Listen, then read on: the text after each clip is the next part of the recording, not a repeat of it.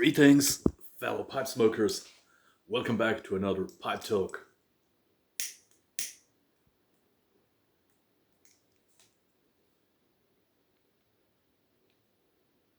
So the pipe is lit. As you have noticed, I don't use the word piper because for me a piper is someone who plays the pipes, who plays the bagpipes, a musician. I'm a pipe smoker, not a piper.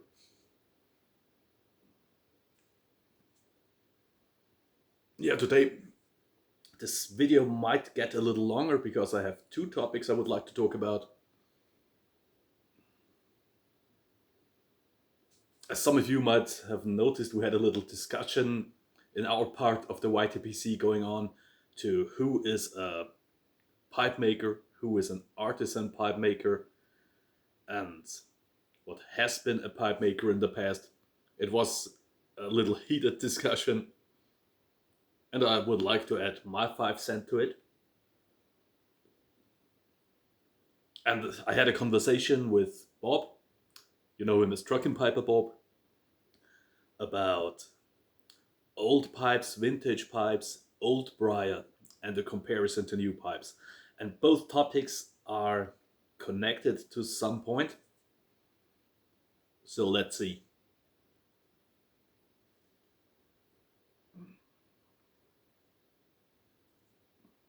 Smoking some Silem's Black in a Prince Armlet pipe. So let's start with the briar thing. Thanks to Mr. Schober, a tobacconist from Austria, I had the opportunity to hold some very high grade, very valuable pipes in my hands, mostly from vintage, mostly from Danish artisan carvers, but also some Dunhills, Stanwells, pipes by Paul Winslow, Anne Julie or Anne Julie, I don't know how to pronounce it correctly.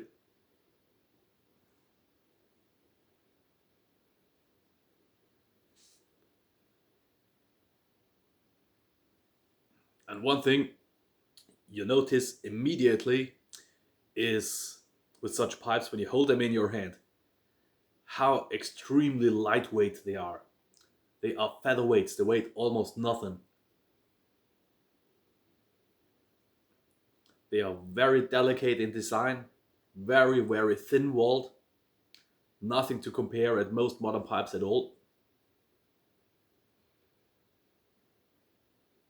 And when you touch the briar, it has a certain unique feel to it. It's nothing like when you hold a modern pipe in your hand. Total difference.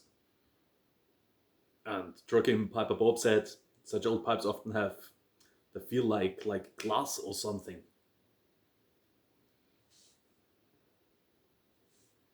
So why is this? Maybe because of the briar wood used. They had access to old briar, to Algerian briar from certain other North African countries that is not possible anymore to get this briar. Also, the companies did invest a lot of time and they could store the briar, they could dry it out completely, often for decades. Today the companies often have to use what they get, keeping stuff at the side. This all costs money. Time is money, so they churn out what they can get. Maybe they also use different methods to cure the briar, to apply a finish, to treat the wood in a different way. Often these were company secrets, but I'm sure some of my viewers know a lot about how, for example, Dunhill made this, and the different briar woods they used. And even if you're one of the top league carvers of today, you hardly have access to the best briar grades. There just isn't that much briar around. There are not enough carvers to do the job to get the root briar.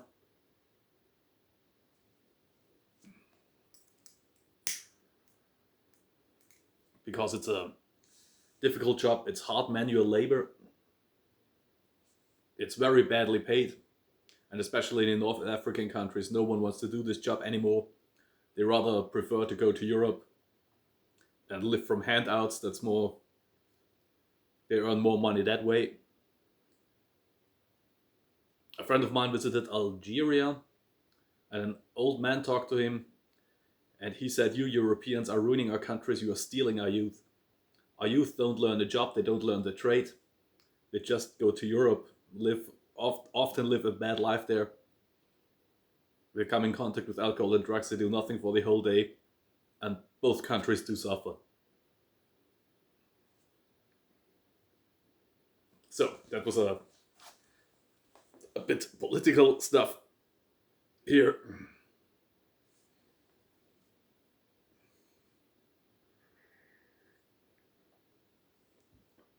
And what to consider now to the pipe makers is that pipe makers of old, there were much more companies. You could get an apprenticeship much easier, and you learned your trade from the beginning to the end. And those companies churned out much higher numbers of pipes. As an average pipe maker, you probably made 700, 800 pipes a year, 2, 3 pipes per day, I guess.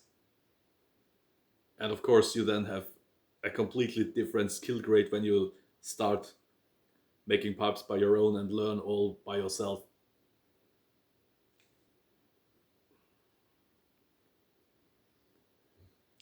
Also, the pipe makers of old often, not always, but often had a keen eye for shapes, for proportions, for elegance. Of course, many shapes are hard to make nowadays because of the briar, as I said before. And some of you might know that I have a love for vintage pipes, but mostly for factory pipes, basket pipes. They just appeal to me, and I would like to show you some examples.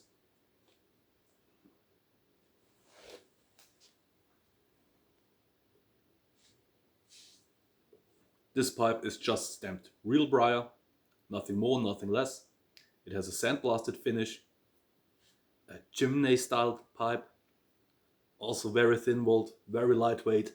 I'm not aware of any modern day pipe company making such pipes today in larger quantities, if at all. Here is another one. It's stamped smart briar. I don't know who made these pipes. They even had pipes not made of briar at all, I think. But look at the elegance. Simply and effective, also very, very thin walled. This pipe is made for a filter system that uses paper filters called smart cartridges. But anyway, such a pipe is hard to find nowadays. A billiard by Pipe Europe. I guess this was no real pipe company, but rather a company purchasing pipes from various makers. But the pipe is much more lightweight than modern day pipes. It has smooth surfaces with rusticated surfaces, and the rusticated parts are made in a way to resemble a sandblasting or to follow the grain of the wood. Also, this was a basket pipe. Nowadays you will have a hard time finding such an item. An even older pipe, probably from the 30s, a brûlure pipe from France, strawberry shape, perfect proportion, balance, for today's standards, a tiny bowl, tiny chamber. Or another classic, this is a pipe design dating back to the 20s or 30s. On lots of World War II images, you see German soldiers smoking such pipes. It's a German jack pipe, stamped Briar Garantie. Also weighs nothing. It has a certain patina to it that only old pipes have. Also, I'm not aware of any company making such pipes anymore. And if you get into vintage pipes, you suddenly notice how big and rather chunky modern day pipes are. I notice this especially when I'm watching German channels, when they present their new pipes, proudly display their pipes. And I think, man, you could smoke out of a brick, it is so big and large.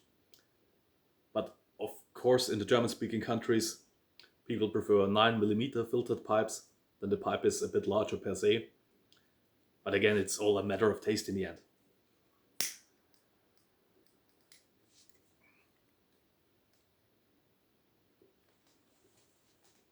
So the second topic about pipe makers, there was a discussion who can call himself a pipe maker these days, or an artisan pipe maker. Well, my definition is if you make pipes, sell pipes on a regular basis, then you are a pipe maker. This doesn't say much about quantity, it doesn't say much about quality, whether I like it or not. It just is as simple as.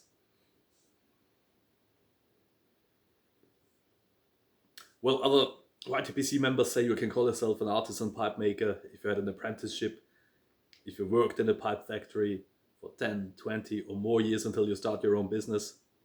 Totally understandable. But nowadays, it's very, very hard to get an apprenticeship. If you really want one, you can still get one, but you probably have to leave your home country, go to Italy. I think there you have the greatest chances. Maybe still in Denmark, maybe in France, so Claude. And if you have an affinity for Eastern European countries, Czech Republic and Poland, you might get a chance there.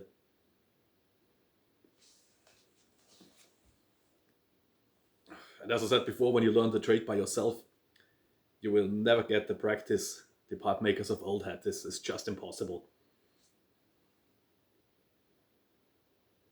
But if you want to get serious with pipe making, if you want to earn some money with it, get a name in it, and you can't get an apprenticeship at a pipe maker or pipe company, I would recommend that you start working on classical shapes, standard classical shapes, make a series of pipes, try to make them all look the same. This might sound boring, and it's the hard way, but you learn much more than if you start with freehand pipes.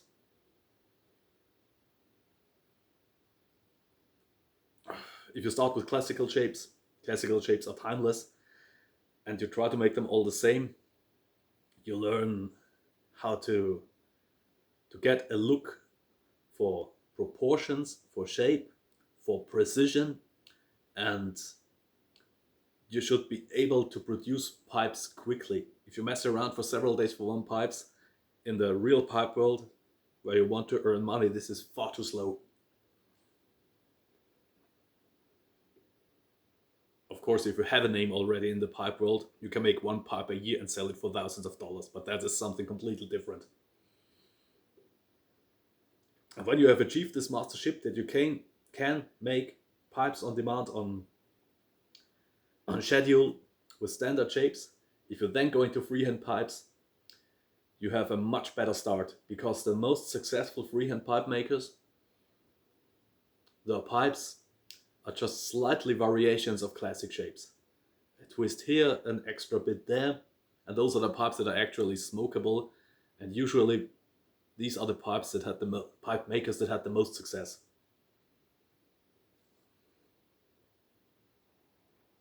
If you want to just sell a pipe here and there to people here on YouTube, that's absolutely fine. But if you want to take it a step more serious, if you have a more serious approach, of course you need to learn how to trade. You have to deal with a lot of people. I would contact the remaining few large retailers in your area, the international ones. There are still a few around. If you live in Europe, you have to take a look to the German market, because this is the largest market, I guess. Because, as I always say, take everything with a grain of salt, I say in my videos. I'm not an expert, it's just my opinion and what I think.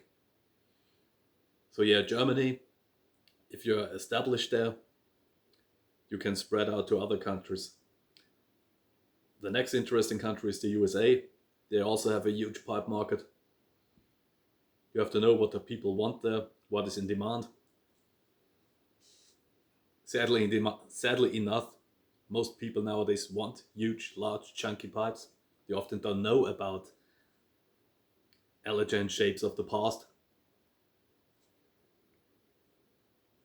And if you live in the USA, of course, you have to attend all the pipe fairs there are, make connections to tobacconist chains if possible, and as I said, the large retailers. And if you're really interested in the high-end market where lots and lots of money is involved, you have to be able to sell to Russia, China, and of course the Arabic countries and the immensely wealthy upper class. But this is rather utopic to get a food in there. Although it's not impossible, because I know of artisan pipe makers that started little and are selling pipes there for real amounts of money. But of course, China and the Asian market is a complete different beast. I don't know of Russia what smokers or collectors do prefer there, what you have to make. I have absolutely no clue. This is a complete different world for me.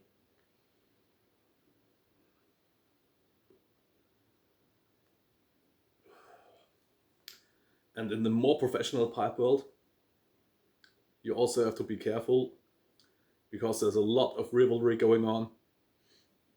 It might appear as a one big family, but after all, it's a business. It's a business where people want to make money, and there's a lot of rivalry going on behind the scenes. So yeah, that's my 5 cents on it. Next time I will talk a little about pipe collecting and what to look after pipes and my personal uh, pipe history in purchasing pipes and personal taste and how it evolved over time. Maybe you can avoid the mistakes I did. Thanks for watching. See you next time at the green table. Cheers.